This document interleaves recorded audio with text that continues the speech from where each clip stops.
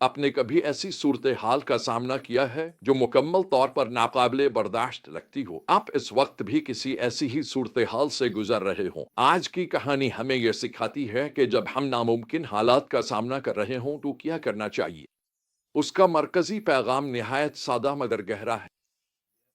जब हम खुद को मुकम्मल तौर पर खुदा पर भरोसा करने के लिए तैयार करते हैं तो वो हमारी जंगें हमारे लिए लड़ता है।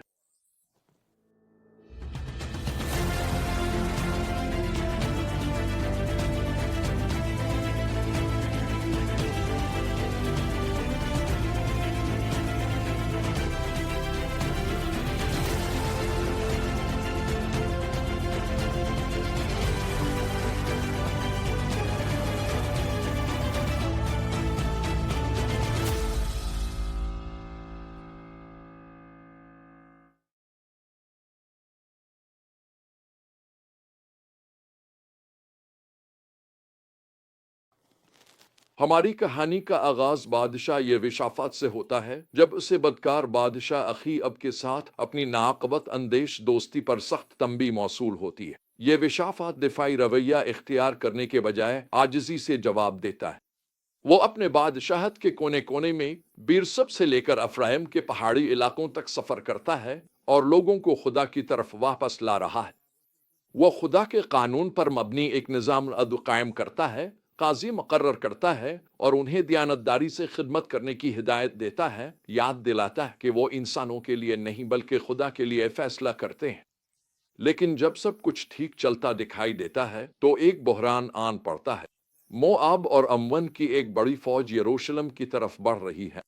मतन हमें बताता है कि यह विशाफात घबरा गया, और कौन न घबराता। लेकिन वो इसके बाद क्या करता है? ये बहरान के वक्त तुम्हारे और मेरे लिए एक शानदार मिसाल है। सबसे पहले ये विशाफात ने खुदा से रुजू करने का पक्का इरादा किया। गौर करें कि वो कितनी संजीदगी से ये कदम उठाता है। वो ना तो घबराहट में आता है और ना ही फौरन कोई हिकमत अमली बनाता है। वो सबसे पहले खुदा की तरफ रुजू करता है। वो पूरे हुदाह में रोजे का ऐलान करता है और लोग हर शहर से जमा होकर खुदा की मदद मांगने आते हैं। फिर कलाम मुकद्दस की एक सबसे ताकतवर दुआ सामने आती है। लोगों के मजमा के सामने खड़े होकर यह विशाफत खुदा की हाकमियत को तस्लीम करते हुए दुआ का आगाज करता है।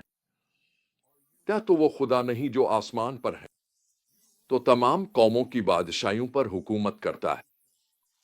वो खुदा की माजी की वफादारी को याद करता है और फिर एक निहायत दियानतदार एतराफ करता है। हमारे पास इस बड़ी फौज का मुकाबला करने की कोई ताकत नहीं जो हम पर हमला आवर हो रही है। हमें मालूम नहीं कि क्या करें, लेकिन हमारी नजरें तुझ पर लगी हुई हैं। खुदा का जवाब नबी ज़ेल के जरिए फौरन और हौसला अफजा होता है। इस बड़ी फौज की वजह से ना डरो और ना हिम्मत हारो, क्योंकि ये जंग तुम्हारी नहीं बल्कि खुदा की है। वो उन्हें वाज़े हिदायत देता है, अपनी जगह पर खड़े हो जाओ, साबित कदम रहो और खुदा के काम को देखो। इसके बाद जो होता है वो गैर मामूली है। जंग की तैयारी करने के बजाय वो इबादत की तैयारी करते हैं। ये विशाफात गाने वालों को फौज के आगे खड़ा करता है। क्या आप इस फौजी हिकमत अमली का तसव्वुर कर सकते हैं? जैसे ही वो गाना शुरू करते हैं वो खुदावंद का शुक्र अदा करते हैं कि इसकी मोहब्बत हमेशा कायम रहती है। खुदा दुश्मन की फौजों को उलझन में डाल देता है, जिसके नतीजे में वो एक दूसरे को तबाह कर देते हैं। इस हिस्से में शामिल ज़बूर रूहानी उसूलों को मुकम्मल तौर पर बयान करते हैं जो यहाँ कार फरमा है।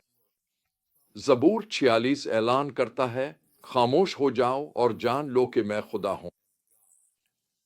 बिल्कुल वही जो ये विशाफात और उसके लोगों को करना था। ज़बूर 83 खुदा की मुदाखलत के लिए एक बेकरार फरियाद को जाहिर करता है, जबकि ज़बूर 100 खुदा की नजात के बाद की खुशी भरी इबादत को बयान करता है। अपनी मसीही जिंदगी के दौरान खुदा ने बार बार मुझे ज़बूर 46 डस की तरफ वापस लाया है। मैंने बहुत सी जंगें लड़ी हैं और यह सोचना बहुत आसान होता है कि जितनी बड़ी जंग हो मुझे इतना ही ज्यादा मसरूफ होना चाहिए। लेकिन हकीकत यह है कि जितनी बड़ी जंग हो हमें दुआ के लिए इतना ही ज्यादा इरादा और तवज्जो दरकार होती है। खुदा ने मार्टिन लूथर को कलीसिया की इस्लाह और यूरोपी बर्रे आज़म को बदलने के लिए इस्तेमाल किया।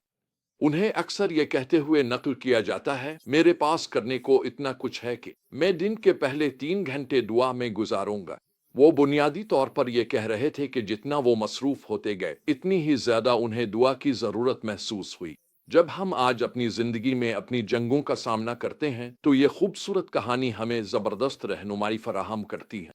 ये हमें सिखाती है कि बहरान के वक्त खुदा को तलाश करना हमारा पहला रद्द अमल होना चाहिए, न कि आखिरी सहारा।